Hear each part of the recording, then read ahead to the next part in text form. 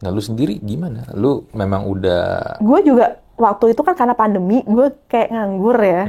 Jadi gue masih merangin dia. Udah pandemi selesai, gue berasa sibuk banget. Sampai udah nggak ada waktu juga buat merangin dia. Habis juga tenaga gue.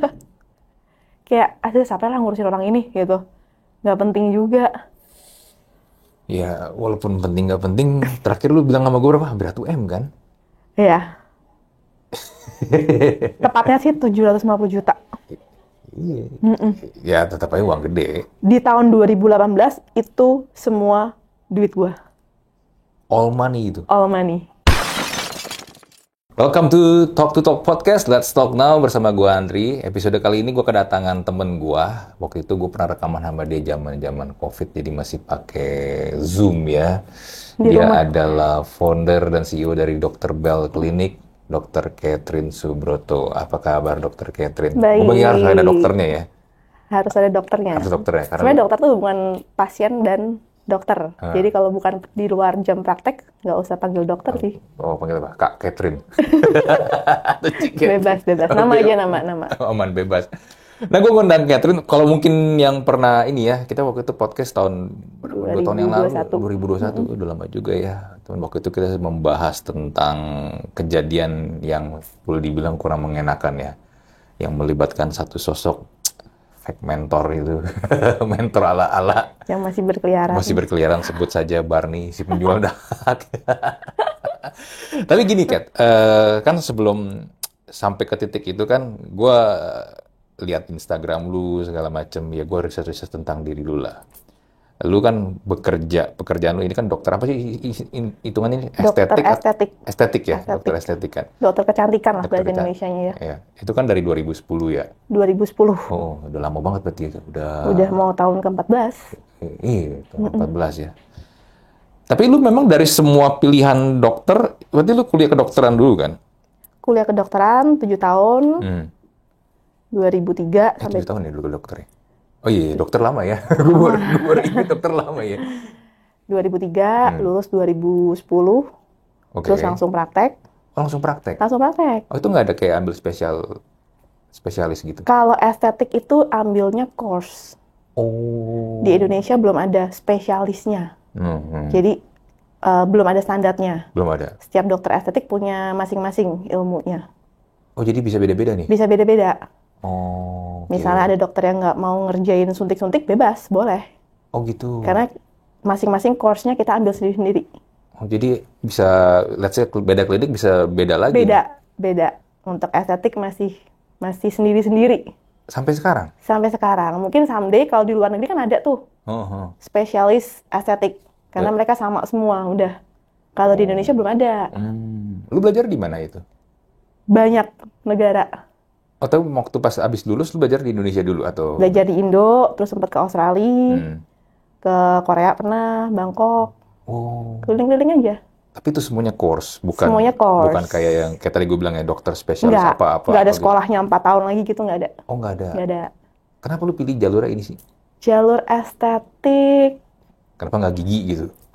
Misalnya. Kalau gigi udah beda lagi nih. Dari SMA langsung pilihnya 2. Oh, mau gitu? dokter atau dokter gigi.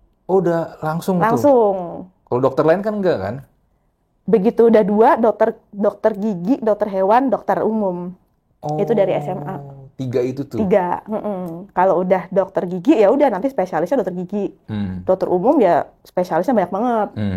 Udah itu. Jadi pilihnya dokter umum dulu. Oh, lu pilih dokter umum dulu. Gue baru tahu ternyata gitu ya. Dokter gigi, dokter umum, dokter hewan. Dokter hewan 3. Oh, kalau dokter hewan berarti kuliah tuh udah pasti tuh berhubungan sama hewan, udah nggak ada tuh. Iya. Manusia udah nggak ada. Disentuh sama dia. Gue baru tahu ya. Lucu juga ya. Itu harus milih dari SMA, lulus. Udah. Lulus masuk kuliah. Masuk kuliah. Oke. Lu dokter umum. Oke. Lu emang suka atau udah punya cita, kan dulu anak kecil cita-citanya kalau jadi dokter, astronot. Cita-citanya sebenarnya dulu pemikirannya cuma satu, nggak mau kerja di bawah orang. Profesi apa yang nggak mau kerja di bawah orang? Dokter bukannya kerja di rumah sakit tuh di bawah orang ya? Atau enggak, atau gimana sih? Tapi seenggaknya dia nggak diperintah. Oh, nggak ada hubungan antara atasan dan bawahan? Nggak ada.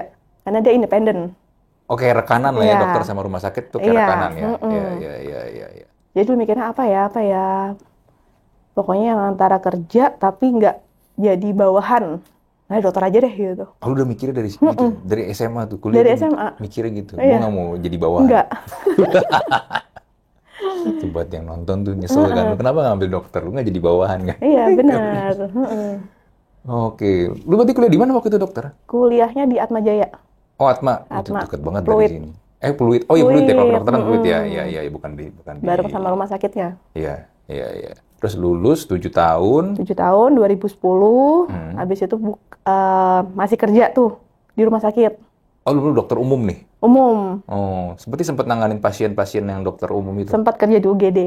Oh, Sempat. oke. Kan ada itu ya, apa namanya tuh? Kalau dokter lulus tuh ada apa sih kayak, apa namanya, gue lupa. PTT. Iya, PTT. PTT kalau mau spesialis. Oh, kalau ini nggak usah? Kalau nggak mau spesialis, nggak usah PTT, nggak apa-apa. Oh, tapi lu ada itu tuh, kerja di UGD dulu kan? Biasanya tuh Kerja di dokter UGD, awal. ya awal-awal berapa bulan. Terus awal-awal ya bingung lah mau ngapain kan. Lompat sana, lompat sini. Cobain klinik ini. Terus akhirnya masuk ke, pernah sempat kerja di klinik kecantikan orang juga. Oh, lu sempat juga ngalamin? Sempat. Oh. Kerja di klinik kecantikan orang, terus bosen karena kalau ikut orang nggak bisa mutusin sendiri kan. Nggak bisa ambil keputusan sendiri, nggak bisa decide, aku mau masukin ini. Oh, karena tergantung Iya, tergantung dari owner. atau dokter yang senior? Tergantung dari owner. Oh. Gitu, bosen keluar, Iya. merasa nggak bisa berkembang, terus akhirnya mutusin buat jadi asisten dokter kulit di Rumah Sakit Atma Jaya 2 tahun. Oh, dokter kulit tuh biasanya dokter kulit dan kelamin kan? SPKK, SPKK ya. spesialis kulit dan kelamin. 2 tahun. Oke. Sambil coba apply SPKK. Oh, lu sempet Apply SPKK. SPKK. Ini beda ya? Antara kayak lu yang estetik sama SPKK itu Beda. beda? Walaupun mirip atau gimana? SPKK itu kan berarti dia nanganin semua kulit termasuk disease penyakitnya. Kalau estetik kita nggak nanganin penyakitnya. Tapi Jadi di SPKK ada satu bidang estetik. Oke. Gitu. Nah, kita yang masuknya cuma bidang estetik doang. Oh, tapi kalau misalnya penyakit apa Penyakit jamur itu gitu kita udah nggak. Oh. Kita udah nggak tanganin itu sama sekali. Iya. Tapi sempat coba dulu 2 kali daftar, karena nggak masuk ya udah. Berarti harus ada jalan sendiri nih. Akhirnya putusin buat bikin praktek sendiri. Oke, tapi langsung estetik. Praktek estetik. Tapi lu udah belajar tuh? Dari klinik-klinik sebelumnya, pas 2010 itu. Tapi memang lebih gampang ya secara itu untuk kalau misalnya mau bikin langsung klinik gitu untuk estetik atau gimana? Kalau emang udah ada ilmunya gampang sih ya. Sebenarnya tinggal ngurus izin, Oh gitu. kompletin alatnya, maunya apa. Gampang sih. Kalau setahu gue kan kalau dokter praktek itu paling izin apa praktek ya? Ada SIP, izin praktek tunggal, atau klinik. Oh, lu klinik nih? Klinik. Pertamanya tunggal. Pertama tunggal. Mulai dari garasi. Hah? Garasi rumah? Garasi rumah. Rumah calon suami. Rumah pacar lah. Tunggu. Kan lu masih pacaran berarti kan? Lu belum married kan? Belum. Tapi lu pakai rumah dia? Pakai rumah orang tuanya. Rumah orang tua? Yang nggak kepake.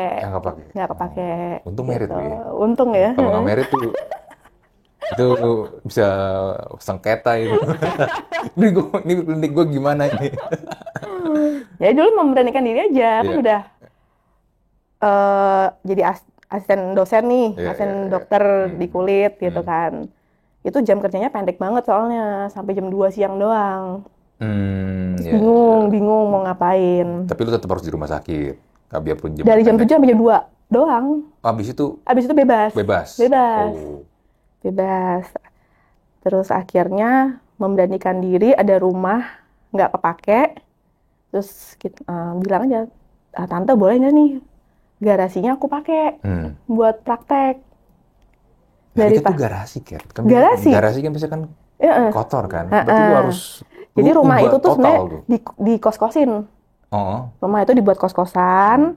Terus ya udah bergennya boleh nggak aku pakai garasinya? Nanti aku jagain anak kos-kosannya. Oh, Ngerangkap lah jadi ibu kos gitu. hybrid loh ya. Iya. Oke. Oh yaudah boleh, seneng kan. Hmm. Kalian jagain rumahnya ya? Hmm. Iya, gitu. Akhirnya bongkar dikit, rapiin dikit tuh. Hmm.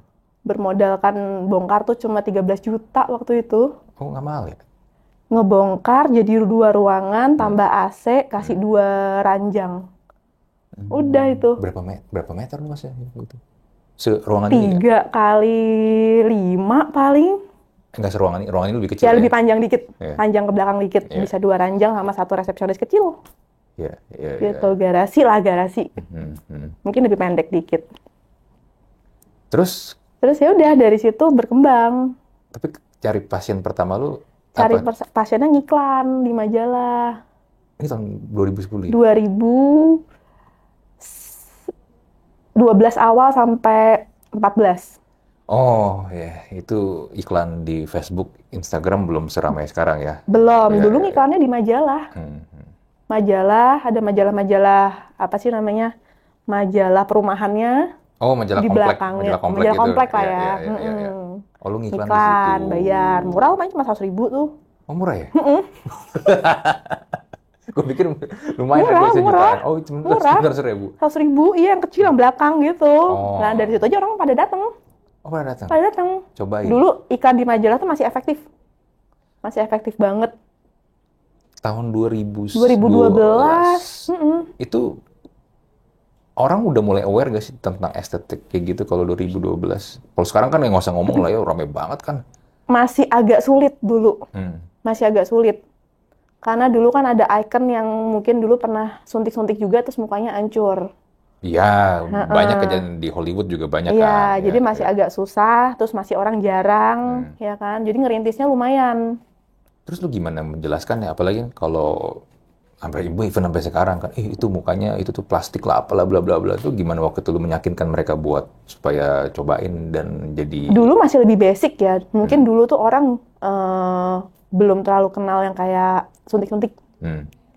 Basicnya paling facial, peeling, Iya. Standar lah ya. terus mulai naik, botox. Dulu orang dengar kata botox tuh takut banget. Kan disuntik mukanya. Iya, botox kaku apa gitu, udah pokoknya takut banget deh.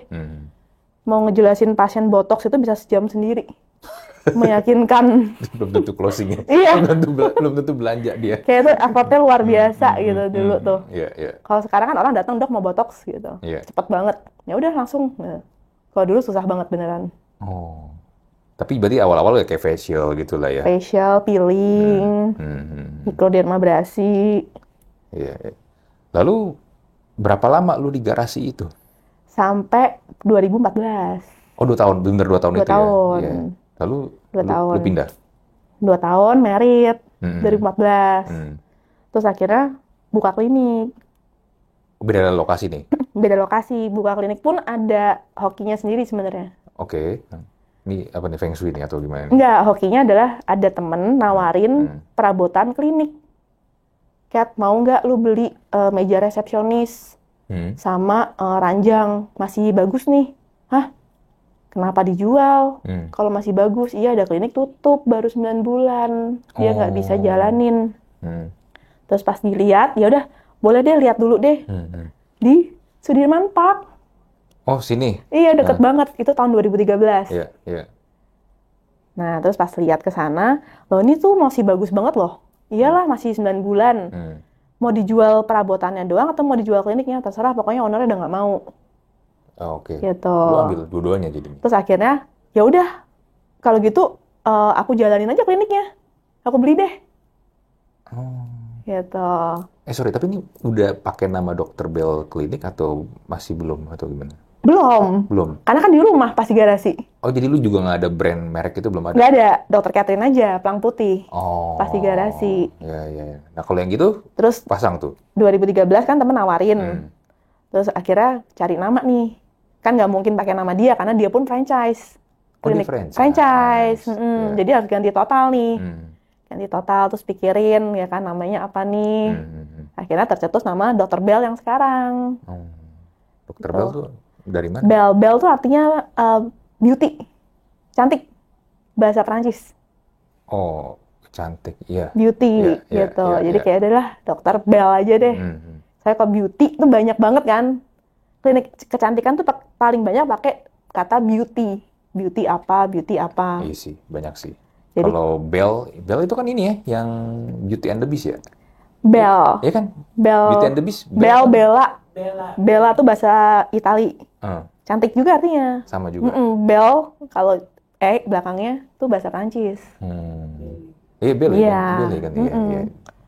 Oh gitu. Jadi udah gampang aja dokter Bel, udah selesai. Udah tuh, akhirnya lu pindah semua ke situ tuh? Kan masih 2 nih jadinya. Yang di klinik di garasi itu belum tutup. Tapi udah harus running yang klinik beli ini. Itu kan susah tuh. Jadi lumayan bolak-balik. Iya kan? Bolak-balik. Dokter lu doang atau udah ada masih dokter? Sendirian, struggling sendirian. Berarti ada jam praktek dong? Ada jam praktek. Oke. Ada jam praktek. Jadi masih di garasi, praktek, terus mulai build yang di klinik ini kan, beli ini, mulai dibangun, karyawan baru 1, terapisnya, berarti terapis juga mondar-mandir. Ikut lu? Iya, mondar-mandir, jadi ya sebenarnya nggak efektif sih, cuma kan emang yang di garasi ini emang udah tau lah nih pasti nggak jangka panjang lah, ya kan, ini nggak prospek ini. Ya kan awal-awal lah ya. Ini kan cuma batu loncatan doang. Kayak Steve Jobs di Apple lah. Buka Apple di garasi. Tapi itu ya maksudnya memori yang nggak boleh dilupakan gitu. Nggak ada itu ya nggak ada Dr. Bel. Gitu. Jadi akhirnya buka tuh di 2013 di Sudirman Park. Oke, jadi klinik Dr. Bel pertama tuh justru di Sudirman Park. Justru di Sudirman Park, iya. Ngomong-ngomong yang di garasi itu masih ada? Udah nggak ada. Enggak, maksudnya itu rumah masih punya mertua? Bahkan udah dijual juga sekarang. Oh, udah dijual juga? Udah dijual. Udah diisi sama orang lain? Nggak ada memorinya nih sekarang nih. Udah hilang. Nah, terus 2013 itu mulai bangun kan. Mulai bangun. Beruntungnya adalah karena kan itu klinik beli langsung jadi. Jadi kayak orang beli apartemen full furnished langsung masuk, langsung praktek gitu. Cuma tinggal ganti nama, ganti urus izin, udah selesai. Ranjang apa semua udah nggak ngurusin, udah langsung praktek. Oke. Cuman mindahin pasien lu, customer lu dari yang area itu ya, rumah lu yang di garasi itu ke Sudirman Park kan PR. Susah. Ternyata customer tuh nggak bisa dipindah-pindah. Iya, karena kan bukan tipikal yang kalau orang Jakarta ya, karena mungkin Jakarta kan luas kan. Jadi nggak bisa tuh mereka pindah-pindah gitu. Iya. Kalau udah agak kejauhan aja mereka udah nggak mau. Iya, karena apa ya, kalau ada yang lebih deket, ya ngapain gua harus kecuali yang fanatik sama kita ya. Iya, itu lain cerita. Tapi kan itu pasti dari 10 mungkin 2. Yang lain juga pasti lepas. Terus gimana? Berarti lu nyari customer baru? Nyari customer baru lagi. Ngiklan lagi. Dari awal lagi. Dari 0 lagi. Lebih susah dong berarti. Tapi ternyata karena itu areanya Sudirman Park, area rame, dan area yang lebih melek tentang kecantikan, dan mungkin tahunnya udah lebih maju ya. Iya. Lebih gampang. Oh, justru lebih gampang? Lebih gampang. Dulu. Oke. Iklan-iklan sebentar orang datang ternyata di situ. Oke. Tapi masih tetap sama nih, facial segala macam. Masih, itu sudah mulai masuk ke suntik-suntik. Oh, udah mulai masuk suntik-suntik. Terus mulai tuh pelan-pelan ngumpulin duit buat beli alat-alat. Oke. Laser kan lumayan ya. Nah, tuh mulai tuh kumpulin dikit-dikit. Itu modalnya gede loh kalau gue lihat alat-alatnya, mahal-mahal kan? Alat tuh range-nya banyak. Sama kayak mobil. Oke. Ya kan? Awal-awal kita pakainya merek-merek standar dulu lah. Yang standar-standar. Yang penting kekumpul beli. Ya kan? Bisa buat pasien. Nah, sekarang baru nih mainnya mulai yang lumayan branded lah untuk di alat ya. Oke. Gitu. Paling mahal berapaan memang sih range-nya kalau alat-alat kayak gitu? Paling mahal? Yang gue punya apa? Yang lu punya. 4M. Hah? Tunggu, satu alat gitu 4M? Satu alat, seharga rumah. Gila. Itu lu ngitung ROI-nya berapa lama itu?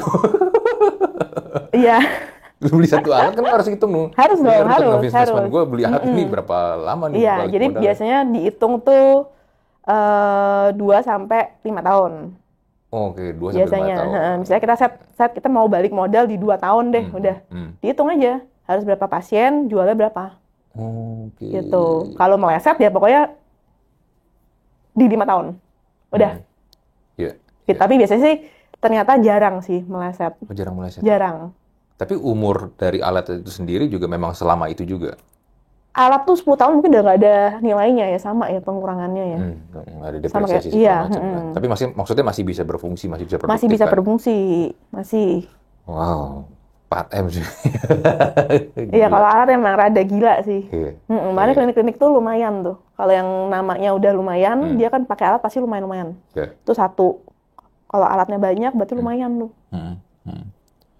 Terus lu buka di situ berapa lama jadinya yang di Sudirman Park itu? Sudirman tuh sampai sekarang masih ada loh. Sampai sekarang masih ada? Masih ada. Oke.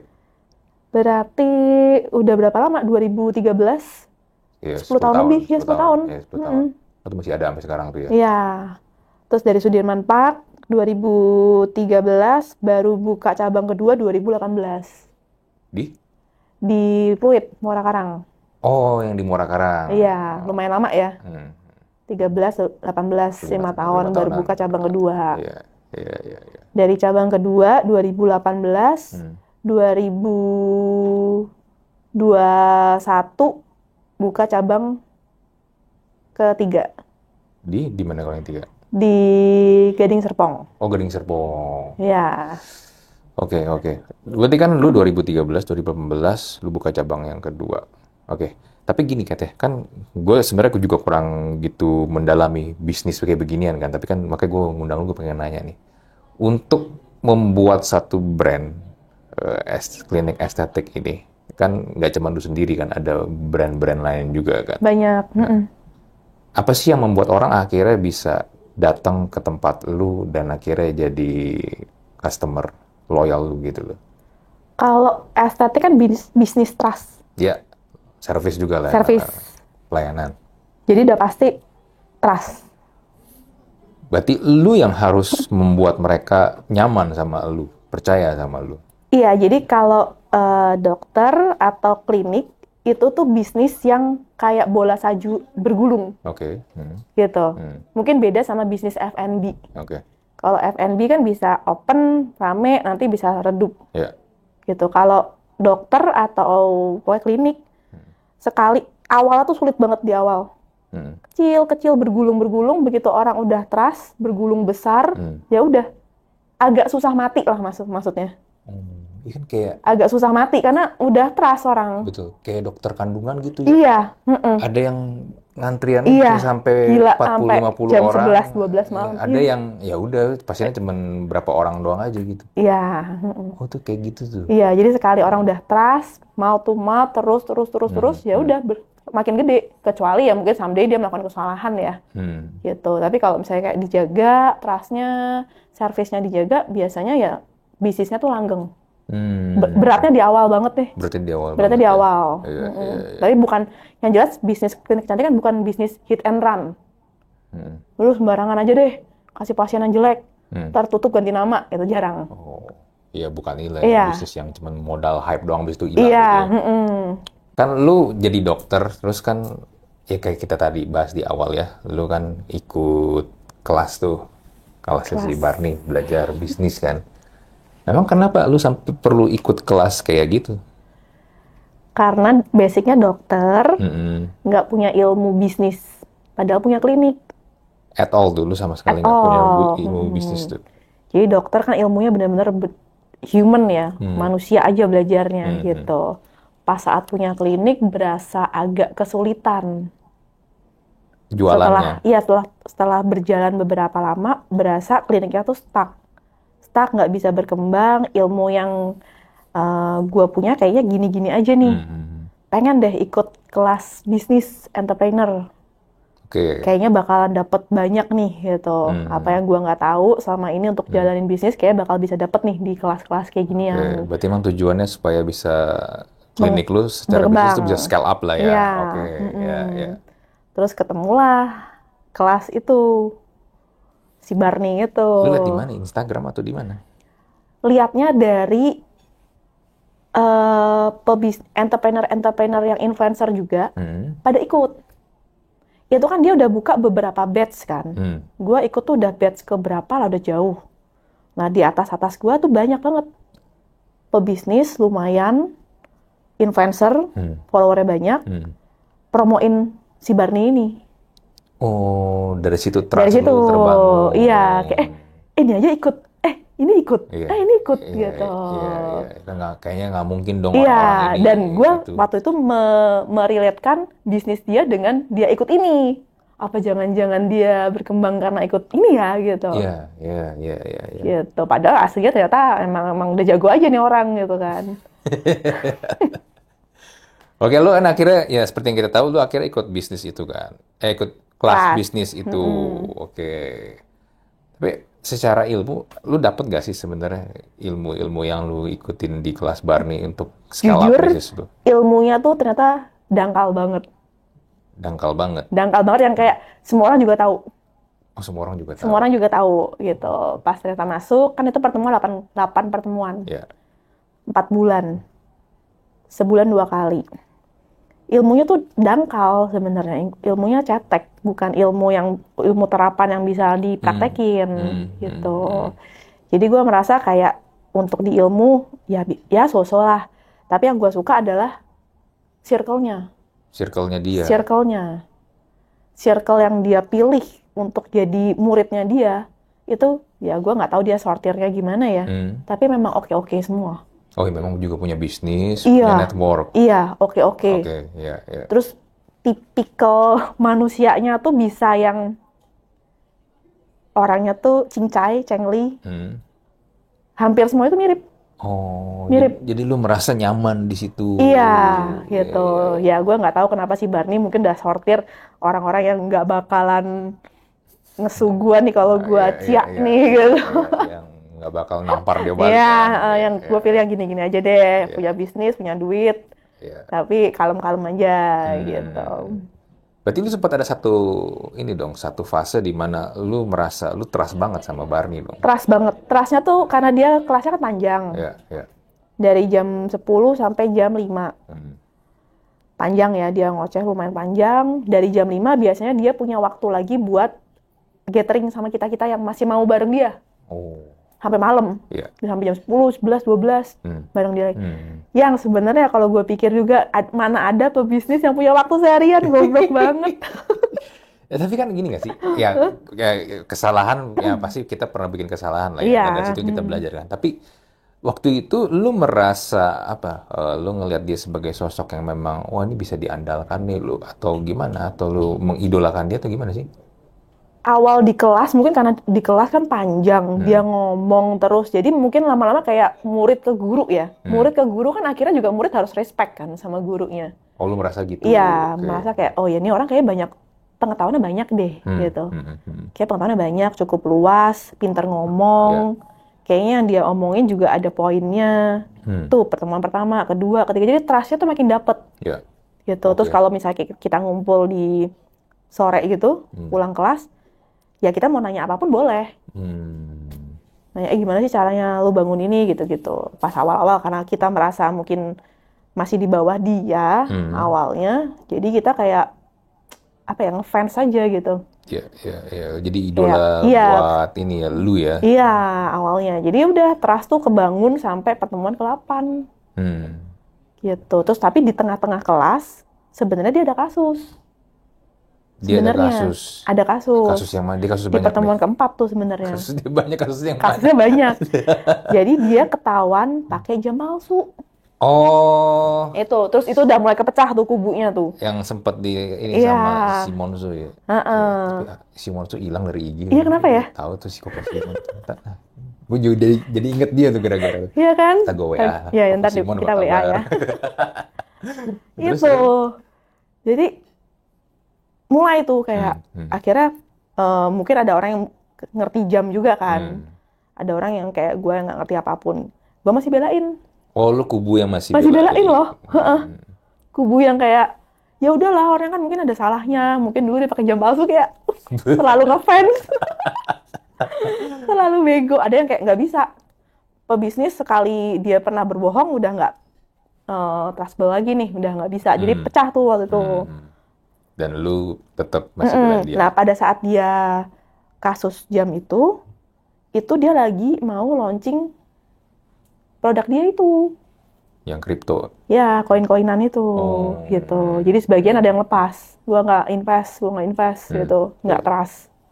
Iya. Oh, lu waktu itu yang ikut ya? Iya. Iya, oke, waktu itu pas pertama kali lu cerita ke gue ya. Jadi, ya itulah salahnya sih. Maksudnya udah banyak tanda-tanda, gue masih trust aja gitu sama orang ini. Padahal kalau dipikir-pikir di flashback sih ya benar juga sih. Namanya pebisnis ya nggak bisa. Trust itu harus dibangun dari awal, ya kan? Jadi nggak, even ada cacat sedikit pun ya, lu dulu bisa kayak gitu, ya kan? Lu bisa kayak gitu dulu, lu bisa kayak gini sekarang. Lu bisa nipu juga sekarang harusnya gitu. Dan akhirnya kan tuh pecah ya di 2020, akhir 2021 ya. Kan jadi 2018 tuh gue akhir kelas, Desember, ya kan? Selesai kelasnya, terus mulai kan ditarikin dana buat investasi koin itu. Setahun, ya kan? Jadi 2019 start awal sampai 2020. Nah di 2020 itu mulai tuh dia udah nggak bagiin koin, stop. Akhirnya mulai deh. Pertama kan belum di blow up, pertama kan masih baik-baik, masih ketemu dia, masih kekeluargaan, tapi nggak ada jalan keluar, baru pada mulai nge-blow up. Berarti 2021 tuh. Iya, 2021. Iya. Terus akhirnya itu ujungnya gimana sih? Gak ada. Kayaknya udah jadi gitu aja. Udah gitu aja. Hah? Dia masukin ke perdata kasusnya, cicilan 10 tahun. Tanpa bunga lagi. Tanpa bunga. Dibayar di tahun pertama, udah hilang. Tapi emang bisa ya kalau dia lalai untuk kewajibannya itu kan, masa nggak ada ini sih tindakan hukum lagi? Ini pinternya, mungkin dia dapat orang-orang yang males ngurusin ya. Tahun-tahun berjalan, ya kan? Duit-duit segitu bagi orang-orang yang ternyata bisnis beneran, itu kecil. Makin kecil banget nilainya. Dan kita tuh kayak udah makin males ngeributin. Gitu, karena kan udah lumayan berjalan ya. Gitu, jadi yang mau fight pun rata-rata udah bukan fight duit sebenarnya. Memang pengen dia kena ininya. Iya, gitu. Cuma pada sibuk.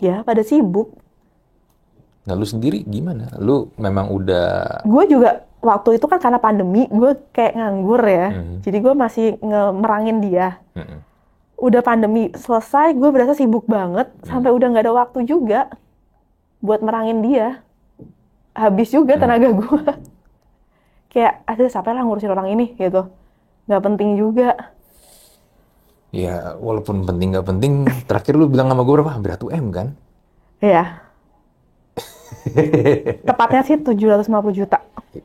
Iya. Ya, tetap aja uang gede. Di tahun 2018, itu semua duit gue. All money itu? All money. Gila kan? Iya. All in. Jadi waktu itu gue dendam banget sebenarnya. Dendam. Gitu. Karena gue trust banget. Gue sempat nanya di WhatsApp ada. Gitu kan. Kayak gue harus masukin berapa nih, bingung. Gitu kan. Kalau untuk proyek ini all in. Dia semua bilang, yang di grup itu juga ngomong? Iya, masih. Gue masih bercanda lah. Kalau all in, ntar gue makan apa? Tenang, makan ntar gue yang bayarin. Dia masih chat kayak gitu, bercanda-bercanda gitu. Terus gue mikir, ya kan. Ya udahlah, kalau proyek ini emang oke. Ya kan, karena gue juga trust sama dia, ya udah all in aja. Semua duit gue yang gue punya tuh. Tahun 2018. Gila ya? Gila. Gila terus, banget. Tapi gini, lu memang yang pas lagi ketika lu gini ya, katanya kan kalau dengan duit yang boleh dibilang jumlahnya yang besar ya, kan untuk memberikan uang seperti itu kan, I don't know ya, mungkin kalau gue ya, maju mundur ya enggak nih, misalnya nih gue bukan nih MBCA nih, ya enggak ya. Lu gimana rasanya sih dengan lu kasih semua kayak gitu? Satu, trustnya udah kebentuk, ya kan? Trust sama dia. Dua, mungkin FOMO di teman-teman juga, karena kan bukan gue doang. Kayak lu pada ini ya, pada juga ya kan, semua juga pada beli kok gitu, pada beli juga, lumayan ada yang gede-gede juga, gitu kan? Jadi kayak dukungan teman-teman juga. Terus ketiga ya, karena project dia gitu, dia bilang kalian tuh pembeli pertama, ini launching aja kalian udah untung gitu. Di bermainnya di situ ya. Iya, Ya udah 3 itu udah langsung ya udahlah. Launching kan nggak lama, bentar lagi. Gitu. Yang kita nggak sangka ternyata koin kan ditahan setahun. Jadi pas launching harga tinggi pun kita juga nggak bisa lepas koinnya kan. Iya. Gitu. Ya, soalnya kalau misalnya nggak ditahan sama dia, dianya yang rugi kan. Iya dong, kita kan yang langsung gede-gede, iya, ya kan. kalau Kita pembeli gede, langsung jual, lepasin, langsung ambruk lagi deh. Iya. Tapi akhirnya lu move on nih. Lu merasa, ya udahlah, ini kayaknya memang gua harus merelakan dan ini pembelajaran buat gua, atau Iya sih. gimana? Move on. Udah move on dari Move on. Jadi kan dulu kan berpikir kayak hukum, dulu gue masih nyari-nyari kan. Iya. Sempat ke beberapa pengacara, lumayan lah ya. Sempat ke sana ke sini, pokoknya semua pengacara yang gede-gede gue datengin. Gue masih mau tuh, gue datengin, gue konsul gitu. Terus ya ada beberapa yang minta nominal juga, lumayan gede. Jadi teman-teman gue rata-rata kayak udahlah, hilang ayam jadi hilang sapi. Jadi kayak udahlah kayaknya kita relain aja deh. Gitu. Fight-nya mungkin bukan fight dalam posisi itu. Gitu. Jadi gue juga udah dari fight hukum. Oke. Terus ada yang mau pakai hukum rimba nggak gitu kan. Duh, gue nggak deh kayaknya. Hukum rimba kan biasa udah pada nungguin tuh di depan rumah dia tuh. Iya kan, jadi kayak gue nggak deh gitu. Sampai akhirnya ya udah sekarang menyerahkan pada hukum karma aja deh. Nah, dari posisi kayak udah apa ya, pokoknya pasti orang kayak gini tuh ada yang bales. Tapi mungkin nggak tahu dari tangan siapa. Iya. Gitu. Ya, pasti akan ada momen dia pasti jatuhnya kepleset ya lah. Ini aja sekarang dia bisa dibilang dia selamat lah ya dalam tanda kutip ya. Iya, tapi nggak mungkin lari deh. Hanya urusan waktu doang. Iya. Nah, terus akhirnya lu move on nih ya kan, lu bisnis lu sekarang tadi lu bilang ada tiga klinik nih. Udah mau ke-4 loh sekarang. Udah mau ke-4? Iya. Yang 4 di mana? Di Pondok Indah. Oh, di Pondok Indah. Iya. Daerahnya elit-elit semua cuy. Murah Karang, Pondok Indah. Biar cepet nih perputarannya. Iya. Tapi gini ya, gua balik lagi ke ini ya. Kalau orang datang ke tempat lu, tadi kan lu bilang kan awal-awal tuh cuma buat ini ya, facial segala macam kan. Kalau sekarang berarti udah lebih beraneka ragam. Atau apa sih yang paling banyak orang cari kalau datang ke klinik estetik? Berarti berapa? 10 tahun ya gue?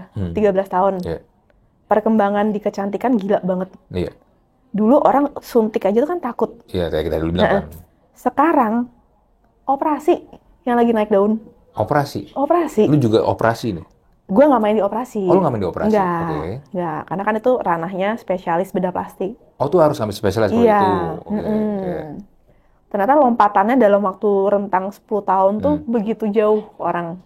Keberaniannya apa tuh sih yang gila. memicu tipping point apa sih jadi sampai itu? Korea kah atau? Korea tuh pintar sih.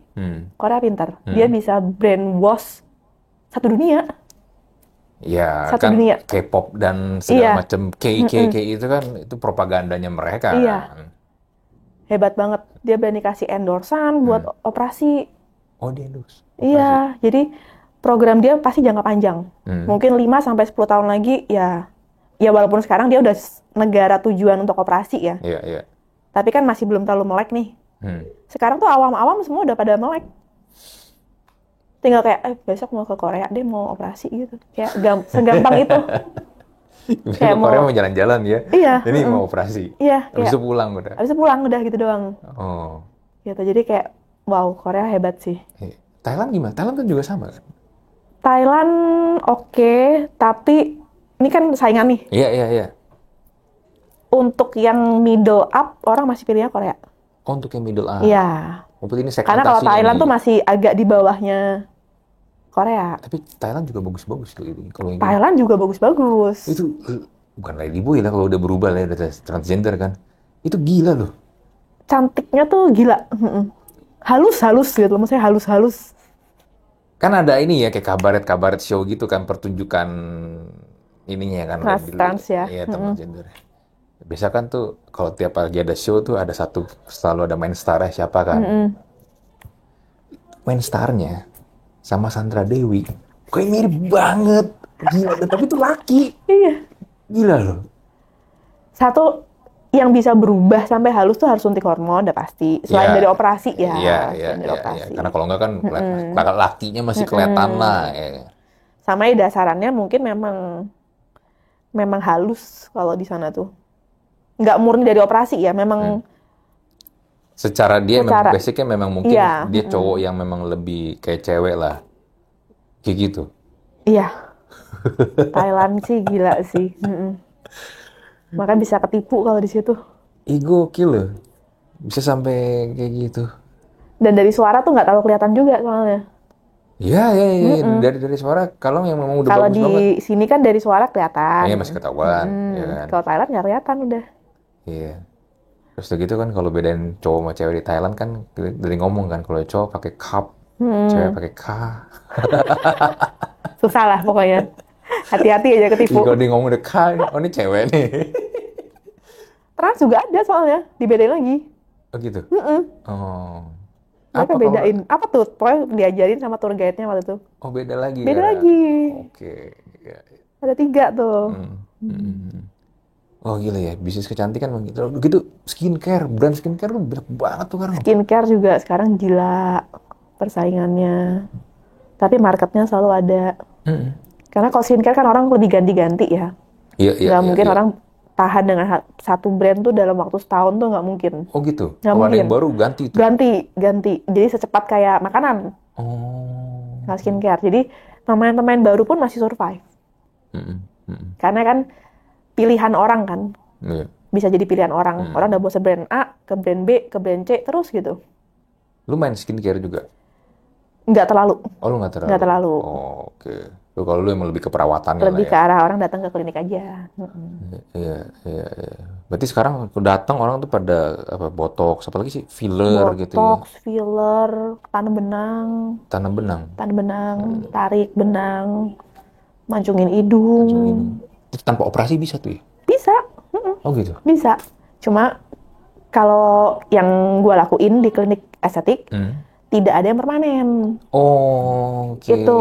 Jadi harus ada rutin nih. Iya, jadi istilahnya mancungin hidung sama hasilnya kayak operasi juga sama. Tapi setiap 2 tahun kan hilang tuh bendanya. Oh gitu. Akhirnya 2 tahun dia lakuin lagi 2 tahun. Pasti ada titik jenuh. Akhirnya someday dia pasti kayak ya udahlah akhirnya operasi. Tapi awal kan pasti dia takut dong. Kayak apa nih gue bentukannya. Nah biasanya awalnya mereka pasti ke klinik kecantikan dulu. Biar tahu ya. Oh gue kalau diginin kayak gini nih. Oh kayak gini nih. Tapi once sudah tahun ketiga, udah 3 kali, 4 kali, akhirnya pasti operasi sih. Berapa lama sih kalau misalnya kayak let's say bancungin hidung gitu prosesnya? Kalo yang di klinik? Klinik. 10 menit udah mancung. Hah? 10 menit udah mancung? 10 menit udah mancung. Itu diapain? Cuman 10 menit? Filler, tanam benang. Udah? Simple banget, bener-bener simple. Nggak sakit? Nggak. Anestesi dulu. Oh, anestesi. Tapi abis after effect-nya sakit? Sakit dikit masih bisa. Sakitnya dikit banget deh pokoknya. Nggak sampai kayak orang operasi ya. Operasi kan sayatan kan. Oh iya. Kalau ini kan nggak ada apapun. Nggak ada sayatan, nggak ada. Jadi gue jadi ngebayang, gue belum lama tuh operasi ini kan, gigi bungsu. Sakit? Nggak bisa dicabut karena kan dia numbuhnya tidur, nggak numbuhnya nggak ke atas kan. Jadi harus dibelek kan. Jadi operasi bedah mulut. Ya after effect-nya itu. Bengkak. Kalau bengkak sakit banget. Kalau ini enggak deh. Enggak. Berhari-hari gue. Kalau ini nggak berhari-hari. Enggak. Pokoknya kalau di estetik tidak ada yang disayat kan. Jadi cepat banget sembuhnya. Terus sakitnya tuh minim banget. Benar-benar minim banget. Makanya orang pada ini ya. Makanya orang kayak simple banget kan. Pada rame-rame pengen ini. Dan sekarang estetik ya.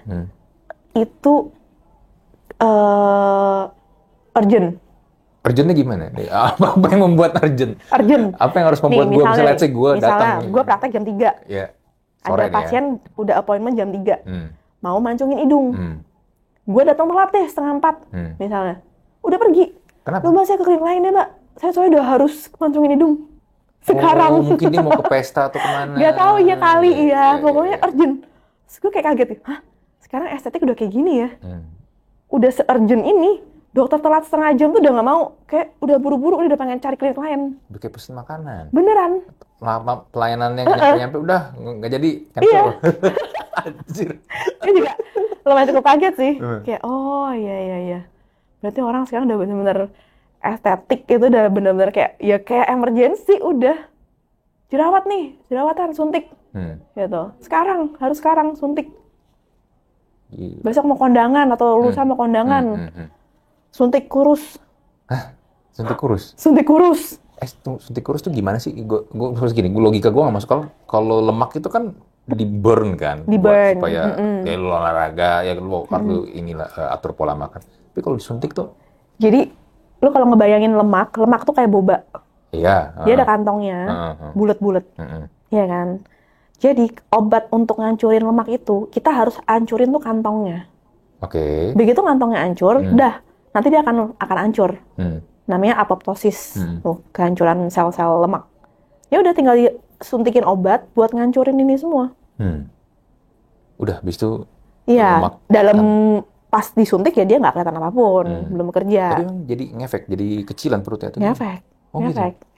Dan itu cepat banget kan hasilnya. Jadi sering banget dibuat buat orang-orang yang ini mau kondangan, mau besok udah mau sangjit, mau merit, mau apa gitu. Daripada gua diet belum tentu berhasil, lama ya kan.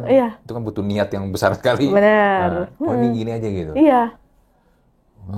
Jadi memang segila itu. Jadi ini beda sama sedot lemak, liposuction beda lagi. Kalau liposuction berarti ditarik manual tuh lemak.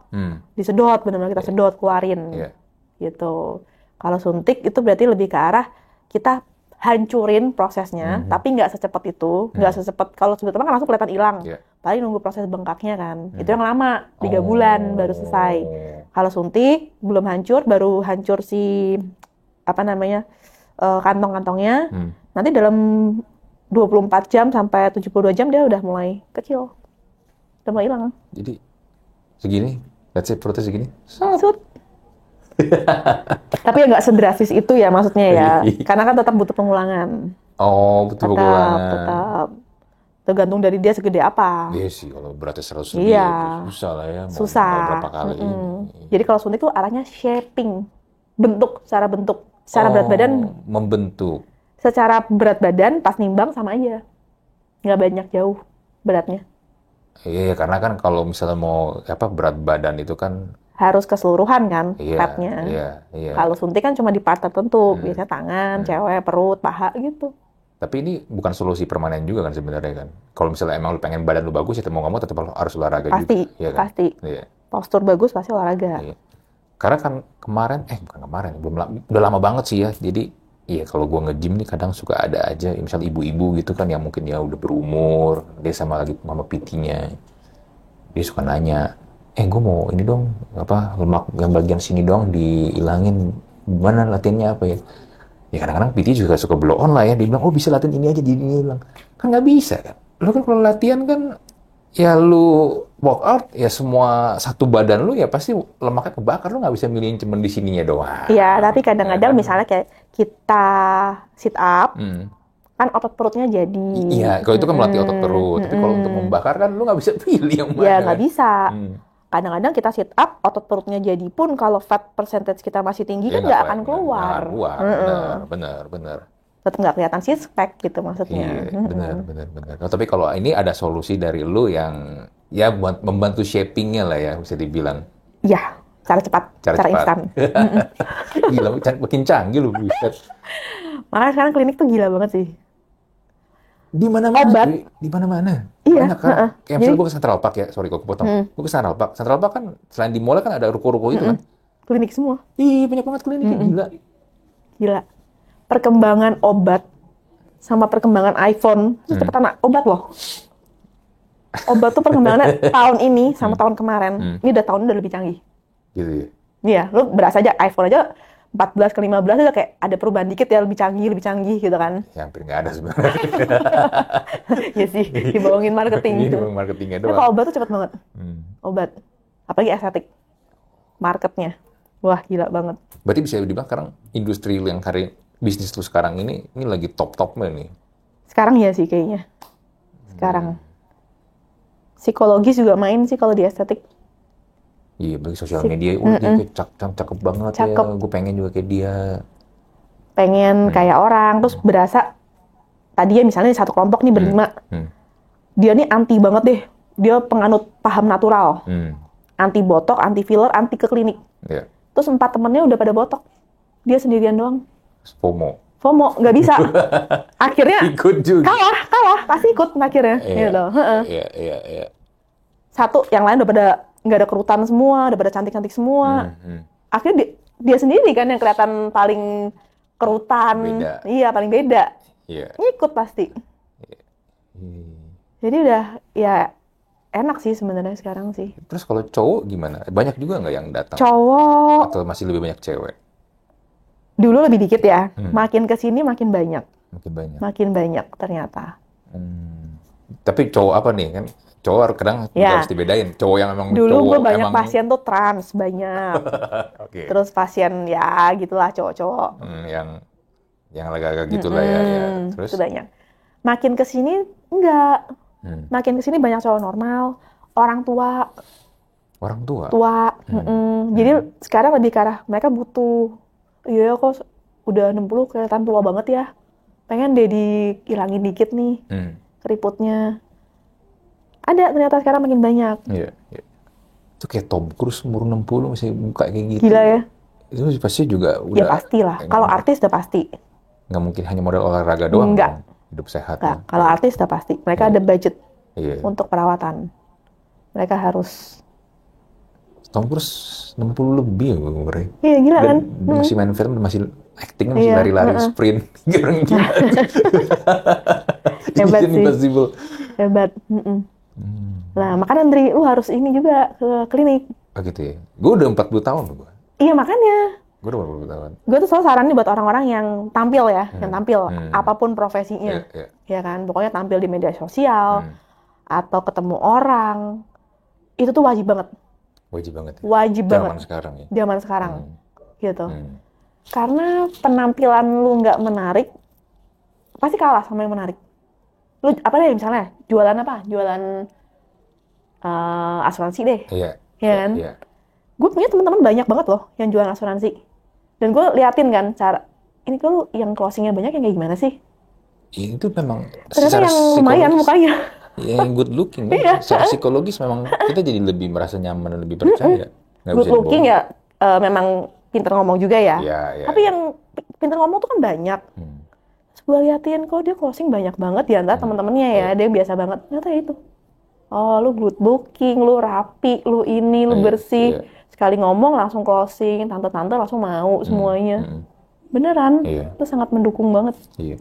Makanya kalau ada orang bilang jadi apa adanya aja deh, ya bener, jadi apa adanya aja memang bener ya. Tapi at some point, kadang untuk beberapa profesi ya atau memang pekerjaan, industri memang menuntut lu harus good looking, atau mungkin ada sesuatu yang membedakan lu yang orang tuh udah tahu nih saking memang lu personanya kuat kan, ya salah satu yang juga harus dimainkan outfit dan penampilan. Benar. Suka nggak suka. Iya sih, benar. Gue pernah dengar dari siapa yang ngomongnya, kalau ada orang nih jadi kaya, misalnya dia kaya dapat duit banyak gitu ya, bisnisnya berhasil. Satu hal yang harus dilakukan di awal adalah itu sih, benerin muka. Betul banget. That's what Elon Musk did. Dulu Elon Musk tuh kayak apa? Botak. Sekarang berambut bul ya. Hebat kan? Botaknya botak setengah tau kan, botak setengah bapak-bapak gitu. Ya dia kan mungkin saking pintarnya, ya kan. Jadi biasanya orang pintar kan masih botak. Terus dia ini benerin muka. Harus. Benerin tuh bukan berarti harus berubah ya. Iya. Bukan berarti harus mancung hidung. Dia ini apa ya istilah kalau di enhance ya. Iya, still look young. Itu tuh udah privilege banget buat orang-orang yang punya duit. Iya sih. Gitu. Makanya kalau cewek-cewek punya duit tapi nggak bisa cantik, sayang banget sih. Sayang. Iya kan? Zaman dulu orang nggak punya duit, mau cantik nggak bisa. Karena teknologi belum ada. Sekarang udah gampang banget, udah punya duit, tapi masih nggak berani spend tuh sayang. Bener. Ya at least estetik dulu lah kayak lu dulu ya, kalau emang belum berani sampai ke yang level, sampai oplas segala macam. Kalau oplas kan berubah ya mukanya sebenarnya. Kalau estetik sebenarnya lebih ke arah anti-aging, mundurin waktu. Kayak lu 40 kelihatannya masih 30-an. Orang 50 kelihatannya masih 40-an. Itu udah oke banget sebenarnya. Iya. Jangan 30 kelihatannya kayak 45 akhir gitu. Tapi kan banyak ya. Banyak. Emang. gini ya, di umur gue yang sekarang, teman-teman gue juga banyak yang di bawah gue kan. Ya, masih early 30s maybe ya, atau mungkin 20s tapi late. Kadang-kadang kalau sama gue ya, masih kelihatan lebih muda gue daripada mereka loh. Gue kadang-kadang suka, ya Appearance-nya ya. sama pola hidup sih kalau gue bilang sih. Benar. Terlalu makannya terlalu berantakan Benar. sembarangan. Jadi look old. Benar. Laki tuh, cowok biasanya tuh kan, perut udah kayak bapak-bapak gede, umur masih 20-an, 30, early 30s. Itu udah kayak itu, makanya. Ya, Ya mungkin solusinya pilihan. klinik estetik. Ke klinik aja, itu mah gampang. Kalau lu malas olahraga. Kalau lu malas olahraga dan jaga pola makan lu. Ya itu kan ada cara instan banget sih. Apapun ada, gue bahkan ada yang gue bilang alat mahal itu. Yang 4M tadi itu ya. Itu kan alat yang dipakai Kim Kardashian untuk bikin perut sama bokong. Tunggu, perut dia jadi rata, bokong dia jadi... Iya, jadi itu tuh alat untuk bikin lu sit up 20.000 kali. Tanpa sit up. Tanpa sit up, tinggal dipasang doang alatnya. Lu tiduran. Wah? Iya. Bokong kan lu harus squat dong. Iya. Squat berapa kali, gila kan capek banget. Iya. Tinggal ditempelin aja tuh alat. Jadi tuh Kontraksi terus, akhirnya hipertrofi muscle-nya, gede. Berapa lama itu dipakai alat? Hipertrofi muscle biasanya 4 kali, 5 kali itu udah kebentuk. Oh iya. Gila kan? Sekali itu berapa lama? Berapa 30 menit. Oh, 30 menit. 30 menit. Wow. Gila itu kan. Karena kuat bayar aja udah. Gitu ya. Buat orang yang males. Terus punya duit udahlah langsung aja. Sikat aja ya. Teknologi sampai segitunya loh.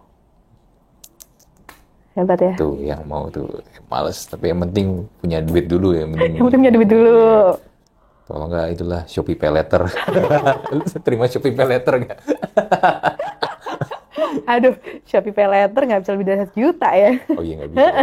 Kartu kredit lah ya, kartu kredit masih bisa lah. Bisa. Kartu kredit kan bisa. Oh lu belum gue kasih tahu ini ya sekarang ya, estetik nih. Mungkin karena semua orang pengen ya. Banyak penipuan juga di sini. Oh, penipuan banyak. Datang treatment, pulang nggak mau bayar. Datang treatment, pulang nggak bayar. Nggak. Tapi emang nggak mau bayar kan biasanya ke kasir dulu dong. Kalau di estetik kan kita nggak tahu dia akan pakai apa. Bayarnya? Bukan, treatmentnya. Oh, oke. Gitu kan. Kan biasa konsul kayak, oh iya nih butuhnya ini. Oh, dikasih setelah kan. Nanti misalnya filler nih. Mungkin kira-kira 2 cc. Tapi kalau nanti nggak cukup kita tambahin lagi ya. Gitu. Jadi kan memang kebutuhannya dia apa, nanti baru dia bayar. Gitu. Iya. Nah, itu sering kabur. Kabur? Iya. Literally lari gitu? Ya sebenarnya nggak mungkin lari banget kalau di klinik kan. Tapi intinya dia udah nggak mau bayar, paling kita tahan KTP, tahan handphone. Tunggu. Kan lu udah kelar nih ya, ibarat kayak lu udah di restoran kelar makan. Nggak mau bayar. Nggak mau, bukannya nggak bisa bayar, nggak mau bayar atau nggak bisa? Ya nggak bisa, tepatnya nggak bisa. Tapi cukup berani. Kalau barang kan dia tinggal pura-pura diem-diem langsung diambil. Pernah kejadian di lu? Sering. Makanya saya ini buat reminder juga bahwa treatment estetik ini sekarang barang yang orang mau. Wah, berarti itu kalau kayak gitu harus ada profile checking dulu nggak sih atau gimana? Kalau nggak kenal sekarang biasanya bayar di depan. Nanti kalau ada penambahan ya bayar lagi gitu. Oh, jadi kayak semacam DP gitu. Kalau emang orang ini nggak pernah ke klinik sama sekali, nggak ada riwayatnya, nggak tahu dari temennya siapa juga, pokoknya benar-benar random biasa gitu. Sekarang memang banyak orang nekat sih. Orang nekat kan goblok sebenarnya, nekat goblok lagi. Kalau nekat dong kadang ya masih inilah ya. Berarti kan dia emang pengen ambil resiko. Goblok juga. Iya, pasti nggak mungkin kabur kan sebenarnya. Dianya kan pasti badannya kan di situ. Iya sih. Gila. Iya, makanya maksudnya, ternyata tuh estetik segitu orang mau ya. Ya kan? Orang kan kalau kita ambil nggak bayar, berarti kan sesuatu yang berharga kan. Iya. Istilahnya kan nyolong lah ya, nyolong servis. Jadi sekarang lu di tiap klinik lu ada satpam yang jagain depan? Nggak perlu satpam sih sebenarnya. Nggak perlu? Karena kan yang ke estetik juga masih cewek-cewek. Halus-halus juga lah. Iya sih. Masih bisa dicegat. Tapi gue nggak habis pikir, Kat. Jadi dia habis kelar perawatan tempat lu, dia keluar ke meja kasir, dia ngomong gitu, saya nggak bisa bayar. Bisa bayar. Ngomong gitu. Atau kalau nggak pura-pura ngeluarin kartu, tapi nggak ada yang bisa digesek, nggak ada isinya semua. Oh, decline semua. Aduh, gimana gitu? Iya, decline semua. Terus paling pura-pura nelfon temennya di situ. Nah, kalau kayak gitu, lu penyelesaian masalahnya biasanya gimana? Ada yang ditahan. Maksudnya polisi ini? Enggak, ya kita tahan aja handphone. Oh, Ya udah kita tahan handphone deh. Gitu. jaminan. Nanti kalau emang ada uang balik, kita balikin handphonenya. Gitu. Jaminan aja, udah. Tapi handphone seberapa bisa gantiin itu? Kalau misalnya handphone ternyata cuma Xiaomi doang kan? Atau handphone kelas entry level nggak nutup kali. Iya sih, handphone. Pernah kita cuma tahan KTP, ya kan? Orang nggak balik 3 bulan, 4 bulan. Tapi akhirnya balik loh. Kayak saya nggak bisa ngapa-ngapainnya tanpa KTP saya. Ya memang sih. Jadi akhirnya balik juga gitu. Ya udah bayar dulu kalau mau KTP-nya dibalikin. Gila ya, sampai segitunya. Parah banget. Dunia tipu-tipu. Dunia tipu-tipunya estetik ya sekarang. Wow. Di lu kejadian kayak gitu, berarti kan di klinik lain juga. Klinik lain pasti ada. Ada pasti, juga ya? Iya. Karena dia bisa ketangkep di satu tempat, pasti dia pindah-pindah. Ya kan? Iya. Jangan-jangan tuh yang kayak gitu pelaku pinjol juga biasanya itu. Bisa jadi. Iya kan? Udah pada jago-jago sekarang. Atau kalau nggak gini kan, mungkin ya, ini saran dari gua aja, mungkin misalnya siapa dia ini mancungin hidung, berarti apa, filler ya? Kalau mancungin hidung apa sih? Bisa filler, bisa benang. Iya. Kalau dia nggak bayar, tabok aja kan, jadi ininya balik lagi kayak normal. Bisa nggak kayak gitu sih? Gue pernah tuh waktu itu lucu. Jadi dia pasang benang. Ya kan gue udah bilang dari awal nih, misalnya pasangnya 6 gitu kan. Ternyata sampai di depan dia bisa cuma pasang tuh 1 punya uangnya. Oke, uangnya cuma 1. Terus ya udah solusinya gimana nih? Ya udah Bu, nggak apa-apa, saya keluarin aja 5-nya. Nggak apa-apa deh, udah. Gitu. Ini effort saya loh. Maksudnya saya keluarin lagi nih susah loh. Ya kan? Tapi nggak apa-apa saya keluarin 5. Dia nggak mau. Kan udah cakep dong, 6 dari mancung. Kalau 6 berarti kan sampai tulang ini. Iya, kalau kan 1 mancung kan. cuman ini doang.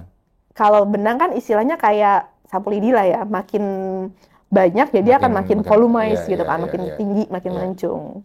Dia nggak mau, ibunya.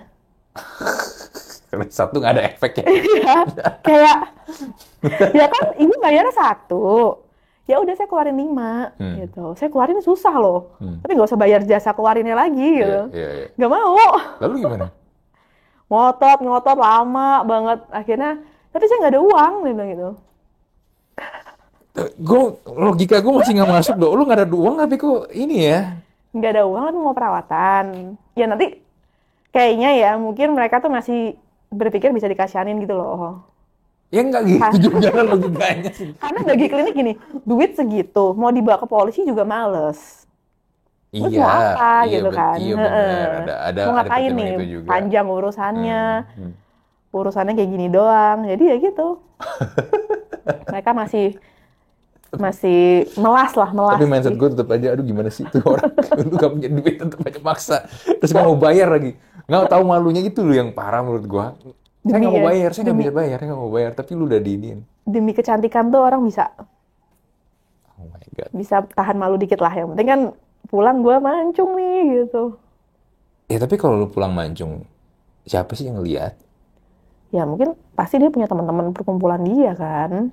Kan kasus ini dia nggak ada yang, kita kan nggak sebar juga, jadi juga aman. Kayaknya lu harus sebar deh, biar jadi awareness di mana-mana. Gue padahal sebenarnya ada loh beberapa pasien-pasiennya, tapi nggak, masih kasihan lah, cewek-cewek kan, masih kasihan. Gue keep dulu aja semuanya. Iya, tapi kalau nggak bisa jadi kebiasaan kan? Paling kasih tahu teman pribadi aja. Kemarin klinik gue ada loh yang nggak bayar, lo hati-hati ya gitu. Itu muka dipajang di depan klinik. Kan gitu kan, hati-hati sama orang ini gitu kan. Hati-hati. Wow, gila. Terus berarti planning lu selain tadi apa? Ini ya, klinik keempat di Pondok Indah, lu ada mau bikin apa lagi kah atau apa? Mau bikin brand baru sih sebenarnya. Apa klinik lagi atau? Ya sejenis tempat perawatan lagi. Oh tapi bedanya apa? Beda konsep aja. Kalau di Dr. Bell tuh kan sebenarnya kayak Indomaret lah. semuanya ada. Oke. Ya kan, head to toe tuh semuanya ada. Gitu. Pusing ngaturnya. Manajemennya pusing. Gitu. Jadi gue pengen buka brand baru yang lebih ke arah specific treatment. Spesifik aja udah. Jadi kalaupun mau di franchise atau mau diduplikasi itu gampang. Kalau klinik yang kayak all in gini agak susah duplikasinya. Makanya gue lama kan. Terlalu banyak yang mesti Terlalu banyak dan duitnya terlalu gede. Iya, betul. Gitu. Jadi kalau duplikasi pun waktunya tuh panjang-panjang. Gue tiap 2 tahun, 3 tahun baru buka satu lagi gitu. Oke. Berarti bisa dibilang inilah ya supaya bisnis lu juga bisa jadi lebih banyak lagi. Lebih banyak, iya. Wow. Ternyata bisnis estetik itu ini ya, menarik ya. Dan mau terjun juga. Tapi masalah itu kan balik lagi. Gue nggak ada experience tentang ini. Kayak gue kadang ya kalau gue nggak ada experience-nya, gue kalau menyemplung tuh gue rada harus lihat dulu di siapa nih. Ya kan, karena kalau suruh gue nyemplung langsung pasti nggak bakal jalan. Iya benar. Karena gue nggak tahu apa-apa. Sebenarnya emang di estetik ini tuh, even pebisnis mood ya, udah biasa investasi di makanan, di F&B. Kalau denger, gue sama ini belum franchise loh, masih tunggal. Belum ada investor juga. Jadi cabang lu buka sendiri kan? Karena tiap kali gue ajakin orang, terus denger nominalnya, itu mereka udah kabur sendiri. Gitu, mereka kayak, lu yakin alat 4M balik modal gitu? Iya. Pertanyaan gue kan alat 4M itu ngitung ROI gimana makanya kan? Semua tuh pada kayak, gue nyerah deh, gue nggak bisa. Karena kan memang nggak nyemplung di situ. Sedangkan gue yang kerjain, gue pasti yakin bisa. Ada orang yang mau bayar laser 10 juta, ada banyak, gitu. Mereka kayak, karena dia sendiri nggak pernah kan? Hah? Mau nih orang ditetet laser gitu doang 10 juta? Mau. Iya, karena itu dia nggak nyemplung, nggak tahu. Nggak nyemplung, iya. Makanya selama ini gue juga masih susah sih. Walaupun dia bisnisnya gede-gede, investin orang gede-gede juga. Tapi begitu denger di tempat gue pada kabur, nggak berani. Ya mungkin dengan tadi yang lu bilang lu mau buka yang lebih ini kecil, lebih satu. Mungkin jauh specific treatment lebih gampang. Jauh lebih itu kali ya. Oke, Kat, apapun yang lu lakukan, sukses ya. Keren sih. Gue sebenarnya salut dari lu adalah pengalaman lu bangun dari garasi. Ya, lu juga sempet down gara-gara Barney. Tapi lu bisa juga move on. Sekarang. Dan lu mau mengembangkan bisnis lu pelan-pelan. Dan sekarang mau juga ngembangin lagi yang lain ya. It's a good sih menurut gue pengalaman lu ini. Luar biasa. Iya. Thank you banget, Ndri, udah diundang ke podcast lu. Thank you banget udah datang ke sini. Gila, gue liat podcast lu sekarang orangnya terkenal semua loh. Ya, itu juga dari inilah ya. Sama kayak lu mungkin maybe. Kalau gue bisa cerita dikit ya gue pelan-pelan juga kenal siapa, undang, coba, dan akhirnya makin lama bisa lebih lebar lagi. Networking. Ya, lu butuh networking. Ya, lebar lagi networknya ya menurut gue ya. I don't know ya, gue juga gak nyangka sih sebenarnya. Gue juga kayak, kok bisa kayak gini ya ternyata. Dan teman-teman gue mungkin yang kenal gue dari lama, dari gue mungkin masih sekolah juga, lu sekarang kayak gini. Ya, why not gue bilang kan, kenapa gue gak coba gitu. Karena kan ini ada tren dan gue bisa ikut trennya di situ dan bisa ini buat gue pribadi bisa ya embrace diri gue juga sendiri, why not gitu loh. Karena ternyata gue juga menemukan banyak teman-teman gue yang seangkatan gue. Belum lama gue ketemu teman SMP gue ya. Ya itu, rata-rata kerja, udah di level mana, atau punya bisnis sendiri, atau punya toko. Ya udah that's it, ya udah jalanin aja gitu loh. Jadi kadang-kadang mencoba sesuatu hal yang baru. Apalagi kan kayak podcast gini kan it's entertainment thing gitu kan ya. Nggak banyak yang ternyata yang aware dengan gimana sih caranya kayak gini. Pertanyaan kayak misalnya, kok lu bisa kenal sama dia tuh gimana caranya? Ya gitu tuh banyak banget ditanya ke gue. Satu ke satu ngeling-ngelingnya ya. Iya. Tapi maksudnya lu udah networkingnya udah kuat, lu harus manfaatin dong. Ya, tapi belum apa ya. So far sih mungkin buat gue kalau untuk bikin bisnis kan gak hanya sekedar network doang yang kita dulu bilang kan. Lu kenal belum tentu kan we can make something and deal something kan. So itu kan ya. Tapi ya maksudnya kenalan lu itu adalah calon customer lu pasti. Of course. Iya. Ya sekarang sih buat gue yang yang mau gue lakukan ya ini di podcast aja. Jadi kan orang sampai sekarang masih kenal gue sebagai seorang podcaster kan. Ya udah, selama podcast ini juga masih it's a things ya buat gue ya udah masih tetap gue ini. Maybe one day misalnya I don't know berapa tahun ke depan podcast mungkin udah nggak terlalu lagi, mungkin gue bakal coba sesuatu yang baru, shifting kemana. Ya, itulah. Hidup kan kayak gitu ya. Jalan orang masing-masing. Iya, dulu gue pernah kerja di bank, pernah di asuransi segala macam. Sekarang gue bikin podcast kayak gini kan gue juga gak nyangka. Tapi podcast oke ya berarti ya? Bisa di-monetize gitu maksudnya? Monetize, of course, monetize. Lalu juga kalau misalnya mau lu jadi display buat lu, karena kan ini menurut gue sangat bagus banget buat personal branding lu sih. Karena orang nonton lu. Orang ngeliat lu gimana caranya lu ngomong, caranya lu ngobrol, mindset lu gimana, ketemu orang gimana. Itu kan kelihatan. Beda kalau lu lagi cuman texting doang di Twitter. Atau lu cuman foto-foto doang di Instagram. Itu kan by setup kan. Ya, ini juga ada setup ya, tapi lebih real. Kita gini ngobrol kan nggak skrip loh. Ya kan? Kita ngobrol ngalir kan.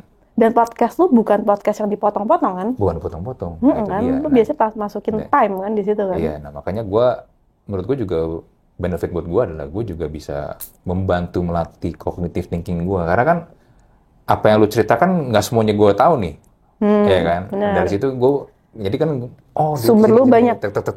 Jadi ya cukup melatih ini otak gue lah, biar nggak cepet pikun juga. Lu baru 40 ya? Yoi. Lu baru 84 ya? 83. Oh 83. Tahun ini gue 40. Oh iya. Gue 84 beda setahun berarti kita. Ya, tahun depan lah ya. Tahun depan. Siap-siap lu kacamata plus. Jangan. Nggak bisa lu hindari beneran, percaya sama bisa dilatih. Bisa. Iya, tapi nggak usah dihindarin, percaya sama gua. Dimundurin dikit lah ya.